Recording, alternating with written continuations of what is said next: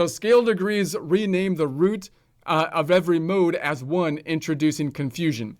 So a lot of times people don't really see the measurement concept because the scale degrees is somewhat convoluted, making us think that we're basically playing like a different collection of 7 notes, which what you want to do is have a system that tells you clearly, hey, look, this is the same collection of 7 notes if we're talking about the same collection of 7 notes. And when we're not talking about the same collection of 7 notes, when we've moved on to a different collection of notes, that should be clearly, indicated. And so the renaming thing is a problem. So modal distance preserve each mode's identity. So a modal distance doesn't make you rename the route that you are on, which you can still kind of do with scale degrees, but you have to consciously not let the scale degrees force you into thinking that you have a different collection of notes, renaming all the continents, all the modes, because it's the same collection of continents. You don't want to rename the map. So modal building allows directional thinking forwards and backwards.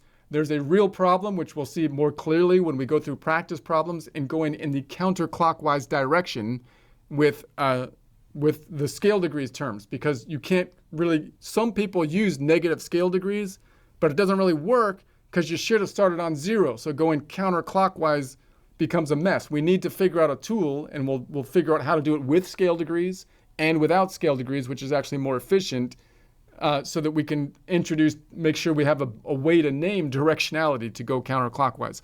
You don't need to reconstruct an entire scale to measure an interval. Just identify the modal node and count the modal steps or half steps. In other words, if I'm in a particular key, like I'm in the Dorian mode, I'm playing in Dorian, and then I'm building a chord off of a different, like the Lydian node, because I'm going to a different chord, then I don't need to, I shouldn't have to think about that other place as though it's a completely different set of notes, as though it's a different scale.